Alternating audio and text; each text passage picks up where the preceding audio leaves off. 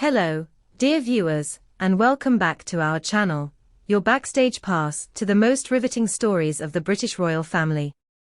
If you live for whispered palace secrets, emotional triumphs, and tales of unwavering dedication, you're in exactly the right place. Today, we turn the spotlight onto a figure whose quiet strength and tireless energy have made her the very definition of royal resilience, Her Royal Highness the Princess Royal, Princess Anne. At 74 years young, she continues to shatter the mold, laboring behind the scenes with relentless purpose, supporting her brother King Charles III, and upholding the monarchy in moments when it needs her most. But before we dive into the remarkable journey that brought Princess Anne to yet another mysterious and undeniably important mission abroad, do us a favor, give this video a like, subscribe if you haven't already, and ring that notification bell. Your support lets us keep bringing you these inside scoops, delivered with all the flair and drama you crave. Now, let's get started. Have you ever stopped to wonder who really holds up the roof of Buckingham Palace in times of crisis? Who steps in when the monarch must pause for health reasons, and who carries the weight of a centuries-old institution on their shoulders without batting an eyelash? That person is Princess Anne. From the sun-drenched Scottish Highlands to the gilded salons of London, Anne's public appearances always radiate the same qualities: steely determination, unwavering duty, and a deep sense of compassion. During Royal Week in Scotland, just last month, she not only matched her younger counterparts stride for stride, but outpaced many of them, meeting cheering crowds, piloting helicopter tours, and presiding over formal banquets with a vigor that belies her years. When you see her windblown hair greeting jubilant well-wishers in Inverness, or shaking hands with veterans in Aberdeen, you witness a living testament to service that most royals half her age would struggle to sustain.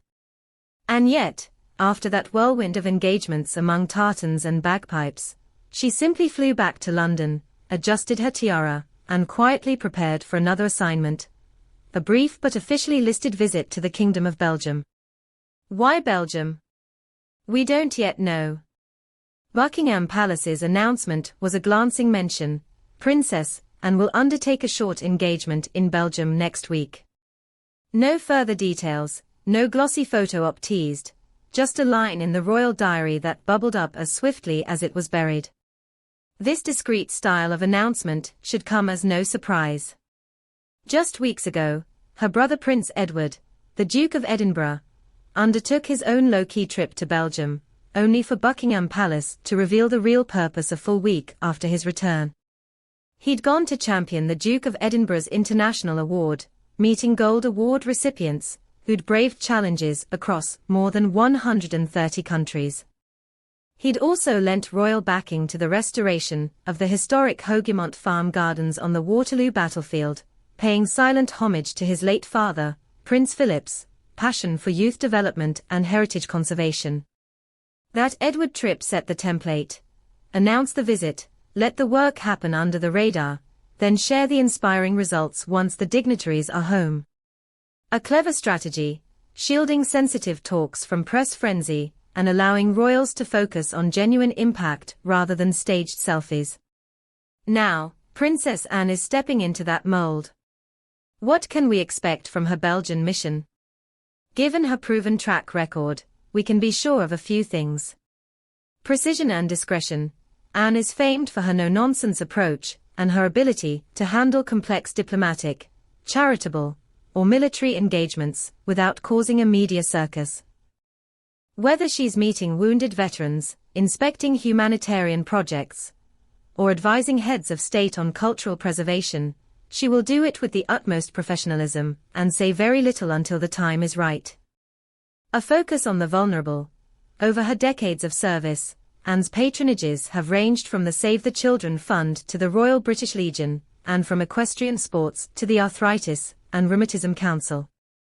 She has a special eye for initiatives that uplift the most vulnerable: children in crisis, injured servicemen and women, and communities rebuilding after conflict or disaster. If Edward's trip highlighted young achievers and battlefield heritage, Anne's could spotlight the next generation of leaders or courageous grassroots efforts. Historic legacy and innovation, Princess Anne is uniquely positioned at the crossroads of tradition and progress. As president of World Horse Welfare, and a driving force behind the Special Olympics, she understands the value of time-honored customs, yet she also embraces modern solutions. Could her trip involve unveiling cutting-edge rehabilitation programs for injured veterans? Or perhaps supporting sustainable agriculture projects that honor historic farm estates? Her presence could signal a melding of centuries-old European heritage with 21st-century innovation. Let's not forget the deep-rooted ties between the British and Belgian royal houses.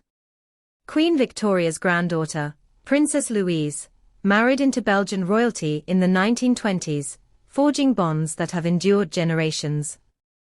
It wouldn't surprise us if Anne's mission touches on commemorations of wartime alliances. Belgium was liberated with crucial British support during both World Wars, and the memory of that solidarity remains potent in royal circles. Perhaps Anne will visit a war memorial in Flanders, offering the same quiet homage she paid at the Meningate last year. While we await the palace's official debrief, let's take a moment to appreciate just how essential Princess Anne is to the monarchy's stability right now. King Charles III is navigating weekly cancer treatments with his trademark openness, showing remarkable courage. Yet his health journey naturally requires redistribution of royal duties. Anne, the sister who has stood by him since childhood, the daughter who advised her mother for 7 decades, now the primary lieutenant in a kingdom facing both long-standing traditions and fresh challenges. Remember how Anne stepped in, at a moment's notice, to represent the crown at the Commonwealth Games, to deliver keynote speeches at international development conferences, or to launch charitable campaigns, all while maintaining absolute discretion about the royal family's private matters. Recall how, following her toned-down Trooping the Colour appearance last year, she visited a children's hospice the very next day, hugging tearful families and celebrating life amid sorrow.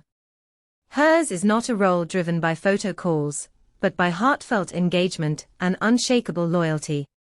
Upon her return from Belgium, likely sometime next week, expect another flurry of high-profile engagements. Rumor has it she'll jet off to Shropshire immediately, laying the foundation stone for a new wing at a hospice, attending a gala in support of wounded veterans, and unveiling an arts education initiative at a local school. Her calendar is already bursting at the seams, a testament to a work ethic that has kept her at the top of the hardest-working royals chart year after year. And let's not overlook her global reach. Earlier this spring, she sent personal video messages to students in Australia and Canada, encouraging them during their state school exams, the small gesture that brought huge smiles to teenagers thousands of miles away. That compassionate side, too, is part of her unique royal brand. So, what do you make of these cloak-and-dagger style visits? Do you believe this strategy of post-trip transparency preserves the dignity of sensitive discussions? Or would you prefer more upfront communication from the palace? And how do you feel about Princess Anne's central role, juggling secret missions, public ceremonies, and the weight of the crown's future with such aplomb? Cast your thoughts in the comments below. We read every single one, and your insights help shape our next deep dives. If you enjoyed this behind the scenes, look at the Princess Royal's unsung heroics. Smash that like button, subscribe, and click the bell so you never miss our royal revelations. Thank you for joining us on this journey into the steadfast spirit of Princess Anne. Until next time, keep your curiosity alive and your passion for palace intrigue burning bright. We'll see you again soon for another insider exploration of Britain's most captivating family.